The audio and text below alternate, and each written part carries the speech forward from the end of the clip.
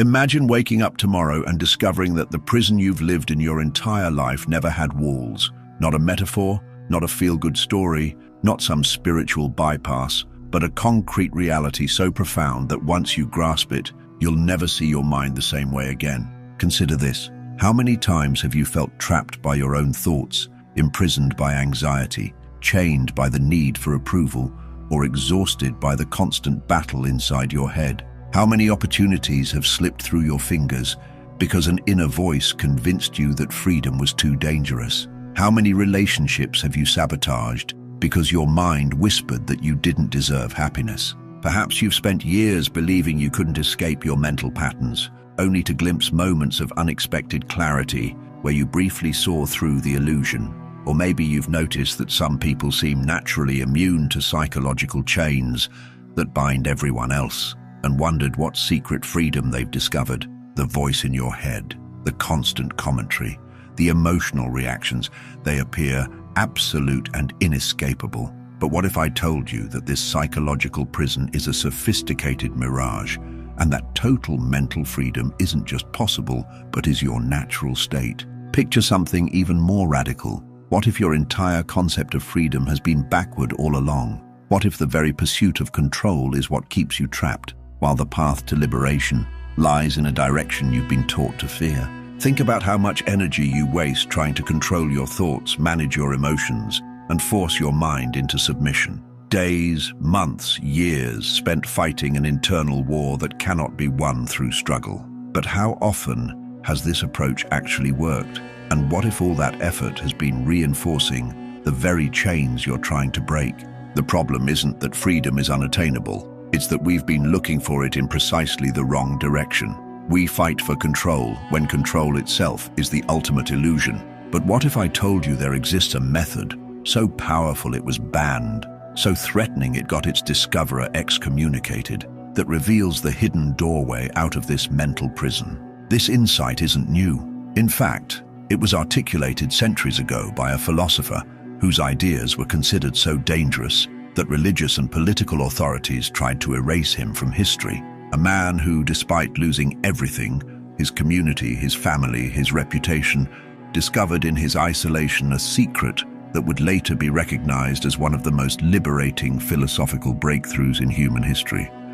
I'm about to share with you Spinoza's forbidden formula for achieving unshakable psychological freedom. But first, a warning. Once you understand this approach, your perspective on your mind will transform permanently. The way you've understood freedom, thought, emotion, and choice will never be the same. Baruch Spinoza entered this world in 1632 Amsterdam, born into a Portuguese Jewish merchant family that had fled the Inquisition seeking refuge in the relatively tolerant Dutch Republic. From early childhood, Spinoza's brilliance was evident.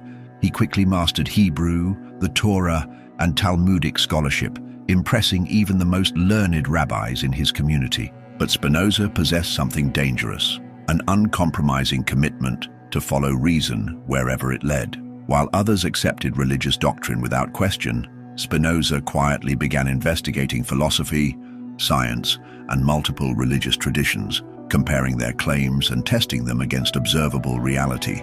By his early 20s, Spinoza had reached conclusions that would shatter his world. Through careful analysis, he determined that many religious teachings contradicted themselves, that sacred texts showed clear signs of human authorship, and most radically, that God was not the supernatural being depicted in Scripture, but something far more profound, the infinite self-causing substance underlying all reality. For Spinoza, God and nature were one and the same, not a judgmental father figure, but the inherent order and interconnection of everything that exists. This view, later called pantheism, erased the boundary between the divine and the natural world. In the Amsterdam Jewish community of the 1650s, such ideas weren't merely controversial, they were existentially threatening. This community existed through careful accommodation with Christian authorities, and radical thinking could endanger everyone. Moreover, Spinoza's ideas undermined the very power structure that religious leaders depended upon. At age 23, Spinoza was summoned before the community's religious council. The records suggest he was offered a substantial annual pension if he would simply keep quiet about his ideas. Spinoza refused. On July 27, 1656, the Amsterdam synagogue issued one of the harshest excommunication orders in its history. The cherem, ban, declared, "Cursed be he by day, and cursed be he by night. Cursed be he when he lies down, and cursed be he when he rises up. The Lord will not spare him, and the Lord will blot out his name from under heaven." It was a complete social death. His family disowned him. Former friends crossed the street to avoid him. Shopkeepers refused his business. Even speaking his name was forbidden. In an instant, Spinoza lost everything: community, family, livelihood, identity. For most people, such rejection would be crushing. Many would recant just to end the isolation. Others might retreat into bitterness or self-destruction. But Spinoza did something extraordinary. He used this catastrophic loss as the foundation for complete intellectual freedom. Cast out from his community, Spinoza changed his name from the Hebrew Baruch to the Latin Benedict, learned the trade of lens grinding to support himself modestly, and dedicated his life to philosophical inquiry. Living simply in a small rented room, he spent his days crafting precision optical lenses and his nights developing one of history's most revolutionary philosophical systems. What emerged from this unlikely scenario wasn't the bitter manifesto of a rejected man, but a breathtakingly original vision of reality, freedom, and human psychology, one so powerful that authorities would continue trying to suppress it long after his death. Spinoza's most dangerous idea, the one that still has the power to liberate your mind today, was his radical redefinition of psychological freedom. Since ancient times, philosophers had debated free will, with most concluding that freedom meant the ability to choose between alternatives, to say yes or no to our desires. This notion of freedom as choice is deeply embedded in our culture. We believe we're free when we can select between options, when we can follow or reject impulses, when our actions align with our wishes. But Spinoza recognized a profound problem with this view. When you examine your own experience closely, you discover that you don't actually choose your desires, thoughts, or emotional reactions. They arise in your consciousness, seemingly from nowhere. You don't decide to feel angry when criticized or anxious before speaking publicly. These reactions appear automatically. So how can freedom consist of following desires you never chose to have in the first place? Spinoza proposed a shocking alternative. True freedom isn't about choice, but about understanding. Freedom comes not from controlling your thoughts, but from seeing through the illusion of control. Every mental state, every thought, emotion, desire, fear, emerges from an infinite causal chain. Your brain-mind system processes billions of influences, from childhood experiences to biological predispositions, from cultural conditioning to recent events, and generates thoughts and feelings without your conscious input. What appears as your choice is actually the inevitable outcome of this vast causal network. The sense that you could have done otherwise is an illusion created by consciousness, which experiences the final result of this process, but remains blind to the causes that produced it. This might sound like a recipe for fatalism. If everything is determined, why bother trying to change? But here's where Spinoza's genius becomes apparent.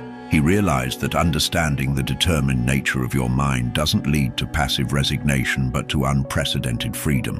When you truly grasp that your thoughts, emotions, and reactions aren't freely chosen, but are produced by causes, you stop identifying with them so completely. You gain distance from the contents of your consciousness. You see that you are not your thoughts. You are the awareness in which thoughts appear. This insight creates a profound shift. Instead of being captured by every emotional reaction, you recognize emotions as temporary states arising from specific causes. Instead of believing every thought that crosses your mind, you see thoughts as mental events, not necessarily accurate reflections of reality. This perspective doesn't magically eliminate negative emotions or intrusive thoughts. What it eliminates is their power to control you. You still feel anger, fear, or desire, but you're no longer imprisoned by these feelings. You still have thoughts, but you're no longer trapped in the stories they tell. Spinoza called this state blessedness, a profound psychological freedom that comes not from controlling the mind,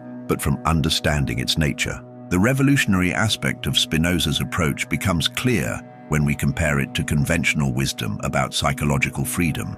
Most therapeutic approaches aim to help you control your thoughts and feelings, to replace negative thoughts with positive ones, to manage emotions through various techniques. While these approaches can be helpful, they often reinforce the fundamental illusion that you should be able to control your mental life. When the techniques fail, as they inevitably do, you blame yourself for not trying hard enough. The prison becomes more secure. Spinoza's approach is radically different. Rather than trying to control thoughts and emotions, you learn to see them for what they are, automatical products of countless causes, not personal failings or accurate reflections of reality. This shift in perspective is subtle but profound. Instead of asking, "How can I stop having these thoughts?" you ask, "What causes are producing these thoughts?" Instead of identifying with emotions as who you are, you recognize them as temporary states arising from specific conditions. The paradox at the heart of Spinoza's insight is that true freedom comes not from asserting control, but from surrendering the illusion of control. The more you understand the determined nature of your mind, the less it controls you. This understanding doesn't happen intellectually alone. You cannot think your way to freedom. It requires a persistent practice of attention, noticing how thoughts and emotions arise without your choosing them, observing their patterns without judgment, recognizing their causes when possible. Over time, this practice creates a profound shift in your relationship with your own mind. The inner voice that once seemed to be you becomes just one aspect of your experience, an important and useful aspect, but not your fundamental identity. Behind all the mental noise, you discover a different kind of awareness, spacious, clear, undisturbed by the mind's fluctuations. This awareness isn't something you create or achieve. It's your natural state, previously obscured by identification with thought. In this state, the mind continues its activity, but you're no longer trapped in it. Thoughts and emotions move through awareness like clouds through the sky, without defining or limiting it. This is what Spinoza meant by freedom, not control over the mind's contents, but liberation from being controlled by them. The implications of this shift are extraordinary. When negative emotions arise, you don't need to suppress or fix them. You simply recognize them as temporary states produced by specific causes. When obsessive thoughts appear, you don't need to believe or battle them. You see them as mental events, not reality. This doesn't mean you become passive. On the contrary, understanding the causes that shape your mind empowers more effective action. When you're not identified with thoughts and emotions, you can respond to situations with clarity rather than reactivity. You can pursue goals without being derailed by fear or doubt, not because you've eliminated these feelings, but because you're no longer defined by them. Spinoza's approach also transforms how you relate to others. When you recognize that people's behavior, like your own, stems from an infinite causal chain rather than free choice, compassion naturally arises. The person who hurts you is acting from their conditioning, just as you act from yours. This doesn't excuse harmful behavior, but it changes how you experience it. Rather than being trapped in cycles of blame and resentment, you see the universal condition we all share, minds shaped by countless influences beyond our control. This recognition doesn't eliminate boundaries or accountability, but it does dissolve the illusion of separation that fuels conflict and suffering. The most beautiful aspect of Spinoza's vision is that freedom isn't something you achieve through struggle. It's your natural state, revealed when you stop believing in the mind's illusions. The prison that seemed so solid was built of thought alone, maintained by your belief in it. This is why Spinoza's ideas were considered so dangerous. They undermine the very foundations of systems that control through fear, shame, and the promise of salvation. When you discover that freedom is your inherent nature, not a distant goal requiring external authority, the grip of these systems weakens. It's no wonder that in 1670, when Spinoza published his theological political treatise anonymously, it was immediately condemned as a book forged in hell. Authorities across Europe banned it, with one calling it the most dangerous book ever published. Even in relatively tolerant Holland, Spinoza had to abandon plans to translate it into Dutch for fear of imprisonment. After his death in 1677, Spinoza's masterpiece Ethics revealed his complete philosophical system. Though his friends published it, they did so very carefully, and for decades it remained a dangerous book to possess. Yet its revolutionary insights couldn't be contained. Slowly, over centuries, his ideas spread, influencing figures from Einstein to Freud, from Goethe to Einstein, becoming recognized as one of philosophy's greatest achievements. What does Spinoza's approach mean for your daily life? How can you apply this understanding to experience greater psychological freedom? The first step is simple but profound. Start noticing the automatic nature of your thoughts and emotions. When a feeling arises, anxiety, anger, desire, joy, observe it without immediately identifying with it. Notice how it appeared without your choosing it. Anxiety is arising rather than I am anxious. The same applies to thoughts. When your mind generates a worrying thought, observe it as an event in consciousness, not necessarily a reflection of reality. The thought I'll fail is appearing rather than I'm going to fail. This subtle shift in perspective creates a crucial space between you and the contents of your mind. It's not about suppressing or controlling thoughts and emotions, but about recognizing that you are the awareness in which they appear, not the appearances themselves. The second step involves looking for causes. When strong emotions or persistent thoughts arise, ask what conditions might be producing them. Perhaps anxiety stems from childhood experiences where safety was uncertain. Maybe anger reflects unmet needs for respect or autonomy. Possibly your harsh self-judgment echoes critical voices from your past. This isn't about psychoanalyzing yourself or falling into endless introspection. It's simply recognizing that mental states have causes beyond your control. This recognition itself creates freedom from their grip. The third step is embracing reality rather than resisting it. Much of our psychological suffering comes from fighting against what is already happening. We resist unpleasant emotions, trying to force ourselves to feel differently. We struggle against unwanted thoughts, creating internal conflict that only strengthens them.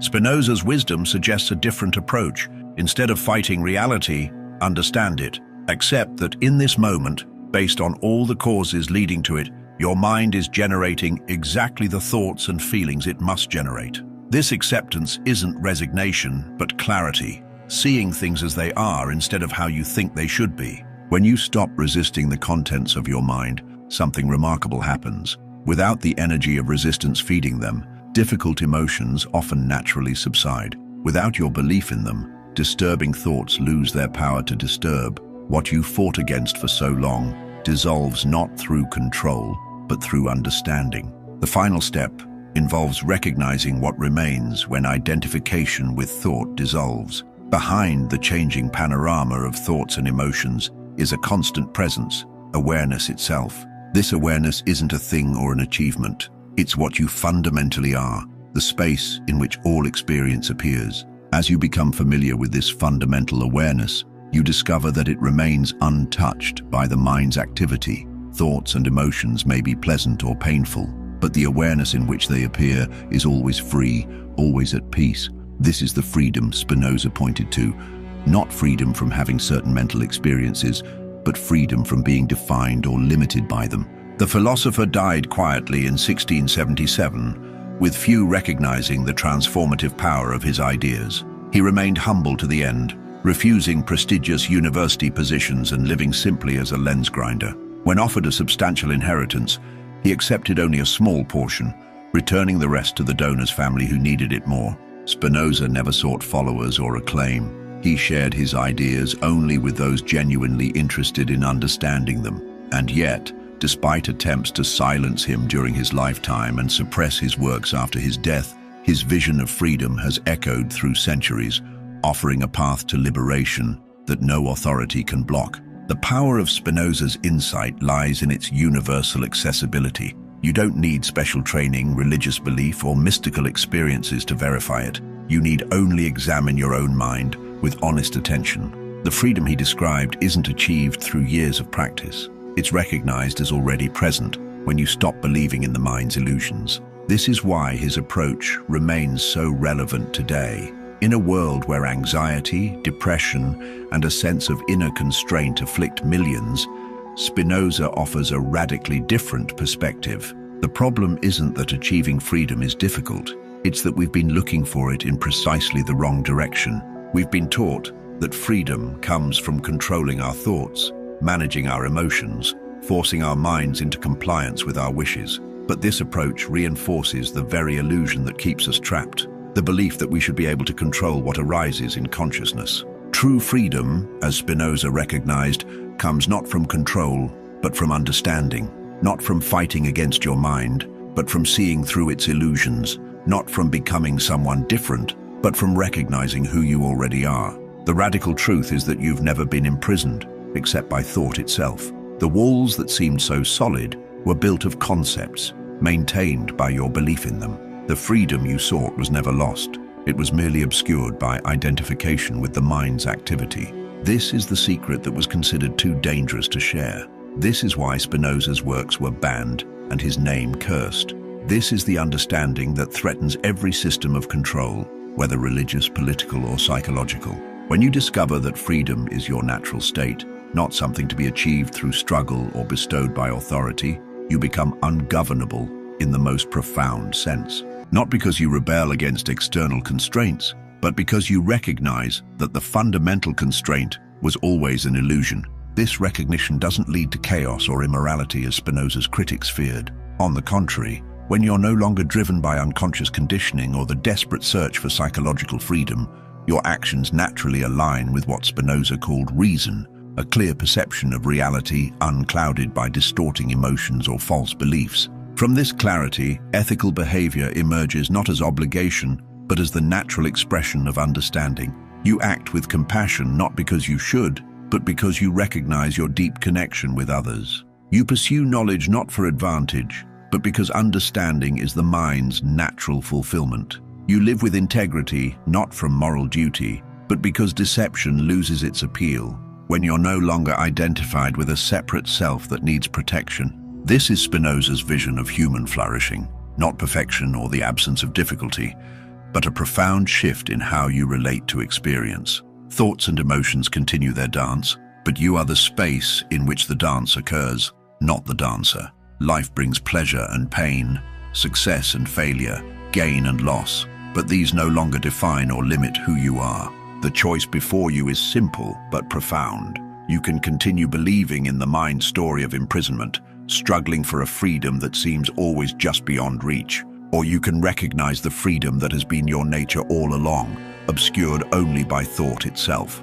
Spinoza himself described this choice. All things excellent are as difficult as they are rare. The path he offers isn't always easy. It requires honest attention to your experience, willingness to question your most basic assumptions, courage to face reality without the mind's protective filters. But the freedom that awaits isn't some distant achievement. It's what remains when you stop believing in thoughts that tell you otherwise. It's what you already are beneath the mind's restless activity. It's the space in which your entire life unfolds, unchanged by its changing contents. This is Spinoza's banned secret, his dangerous insight, his enduring gift. Freedom isn't something you achieve through struggle. It's what you recognize when struggle ceases. It isn't found by controlling the mind, but by seeing through its illusions.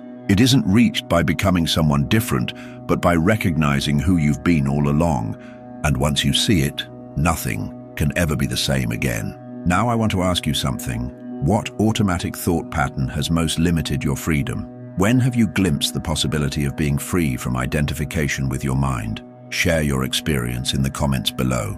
If this exploration resonated with you, subscribe to go deeper into philosophical ideas that can transform your life. Remember, your thoughts aren't facts, your emotions aren't commands, and you are not the voice in your head. You are the awareness in which all experience appears, already free, already complete, already at peace. The greatest prison ever built exists only in your mind, and its doors have always been unlocked.